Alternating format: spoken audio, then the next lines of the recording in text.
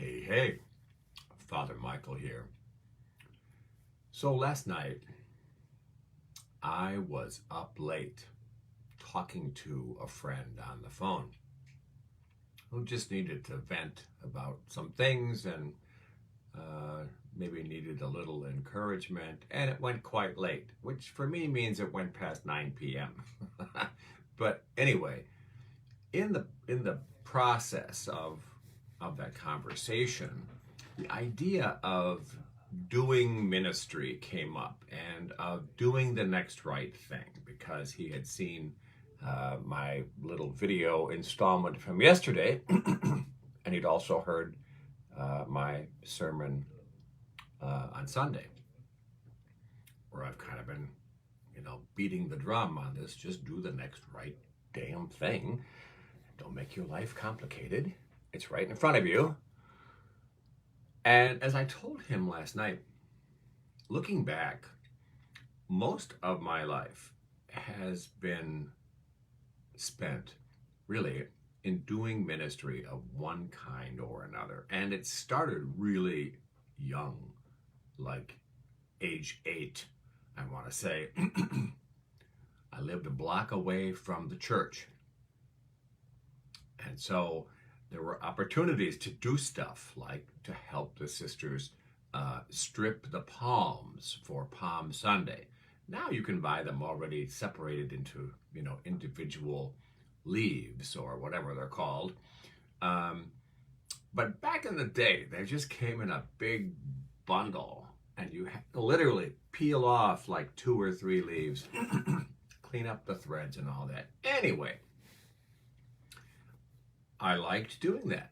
Well, then that led to, would you be interested in coming over to the rectory on Saturday and folding the bulletins and stuffing all the information and all that? Okay. And then as I got older, other opportunities, my ability to sing became evident. And so there was a music ministry aspect to all that. That led to additional opportunities, especially in those first 20 years following the close of the Second Vatican Council. Because the whole church, at least in my part of the world, the Green Bay Diocese, the whole Catholic world seemed to finally be out from under, the weight of medievalism and there was, although we were still using patriarchal language, we were at least aware of what we were doing, and we were going to be more mindful moving forward. Religious women had more respect in those years, and as I've said 100 times, the congregation of St. Agnes changed my life, transformed my faith into a private enterprise, into, the real gospel of Jesus, the social justice Jesus. So opportunity upon opportunity. And in that 20-year period between 1965 and 1985, it just seemed like everything was evolving and moving in a positive direction. And then in 1980, the church took a dark turn, the Roman Church. There came upon the church the terrible pre-Enlightenment thinking and autocracy of John Paul II. And then we're in for 30 years of totalitarian power, which worked so hard and is still alive and well in the Roman Church, trying to undo the spirit as well as the explicit instructions of that Vatican Council too. Well, I have been, over the years, a facilitator and a teacher, whether it was teaching young children the basics of the faith or the basics of human sexuality. That's delightful. Not being a presenter at even clergy conferences. Before I was ordained even, where as a lay person, I was sharing my insights on some key documents from Vatican II, particularly Gaudium et Spes, and what that might mean for the larger church, for the evolution of the clergy's relationship with the laity, for the evolution of the role of women in the Roman Church. A lot of good stuff was happening in those early years. And each opportunity that I embraced seemed to lead to other doors being opened and other opportunities presenting themselves. The same is true right now as I sit here. 14 years ago, when I was first ordained an old Catholic priest, my initial focus was on reaching out to the tiny handful of people with whom I had started, on helping all of us heal, myself included, from the various ways that we had been disenfranchised, disrespected, judged, dismissed by the church in which we had grown up. So that was part of it, I would say. The majority, if I look at those early sermons, I think, yikes, those are a little negative about institutional Catholicism, but it is what it is. That's what page I was on. That's what page the community was on at that time. But things have evolved and changed over the years. We are the only Catholic parish that welcomes everybody, and I have given communion to everybody, even non-Christians, Muslims and Jews and Buddhists, and even an agnostic or two. And I know one of my former Roman priest friends was just excoriating me one day in the liquor aisle at Walmart. You can do with that what you will. And said to me, I just think you have lost your damn mind. What on earth were you thinking, giving communion to a Muslim? What could that have meant to him? And I said, I don't know.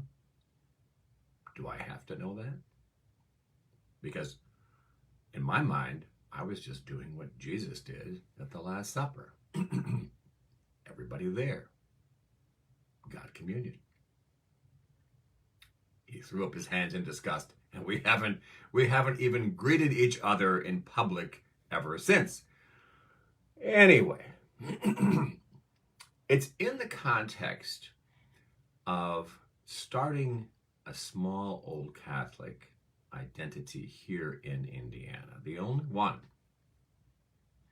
that has stood the test of time, that other opportunities have presented themselves. So, for example, I was privileged to be able to work with CANI, the Head Start program, when they were housed in our complex of classrooms. Just having the parish of Holy Redeemer located, nesting, as we call it, nesting within another denomination's building, presented other opportunities. We came together to do Thanksgiving baskets and gift cards at Christmas time. And the day came when that other congregation, which was a United Church of Christ congregation, called me to be their pastor, which would have been unthinkable. And I remember saying to them, they had asked me to go to this consistory meeting, the council meeting, and they laid this whole thing out. And they said, well, we found a candidate that we want to call, and we're just concerned that maybe, this person has too much on his plate already. And I still didn't get it. I'm like, well, all you can do is ask him. And they said, okay, well, here's the deal. It's you. And I remember my first reaction was, are you allowed to do this? how how are you going to have a Catholic priest be pastor of a United Church of Christ? Well, it turns out that they are congregational uh, in polity, so they can do whatever they darn well please. They can call whoever they want to be their pastor. That has been an amazing game changer for me personally. I am the first Catholic priest. Yes, I know there have been a few Protestant Anglicans, Episcopalians, but that's not Catholic. I'm the first Catholic priest in the United States to have dual citizenship in both the Catholic Church and in a Protestant denomination. Kind of trips me out sometimes. But looking back over my life at all the different things that I have been involved in, all the different ministries, sometimes the evolution of those things, I would say generally speaking, they were organic. I did this thing here, another door opened, I walked through it, another door opened after that, etc., etc., etc. And other times, abrupt changes kind of forced my hand. So if a beloved pastor under whom I worked retired, or in one case died, a change in diocesan policy where suddenly we were not going to have lay people assisting other lay people learn about the sacraments of baptism and Eucharist, etc., etc. So sometimes those changes were abrupt and disappointing. You already know in your own life that change is part of the game here. It's part and parcel of living this life. And sometimes, yay, we get to choose the change. We see the need, we feel the call to do something different, and we just step up and do it. Other times, we are straight up forced into it, and we are heartbroken because things did not go the way we thought that they would, or the way we think they ought to go.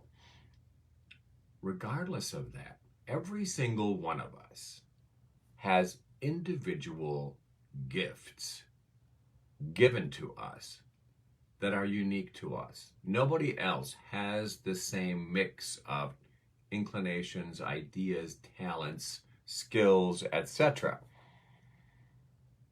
It's those natural gifts, I think, that are absolutely central to figuring out what the next right thing to do is.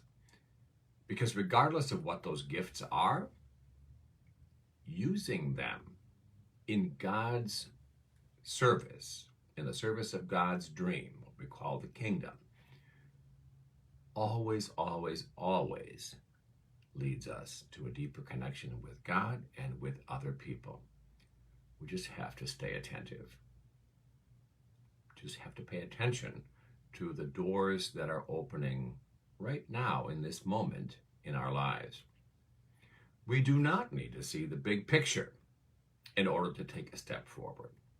We do not, I tell this to recovering addicts all the time, we do not need to know what our sobriety life is going to look like in a year. All we have is today. Let's make today the best day. We also don't have to be disappointed that God has not taken us into God's confidence and told us exactly how things are going to unfold. 14 years ago, if you had told me, hey, bro, 6 years from now, you are going to be a United Church of Christ minister. And furthermore, you are going to be part of a consortium of 3 different denominations who come together to do ministry. I would not have believed you. I would have laughed at you. If you had told me 14 years ago that I would evolve as a person and as a priest, and that I would evolve far beyond the limits of traditional theology or or doctrine or all of that, and that I would come to an understanding of God that is bigger than all of that, again, I would have rejected that idea. I would not have seen that coming.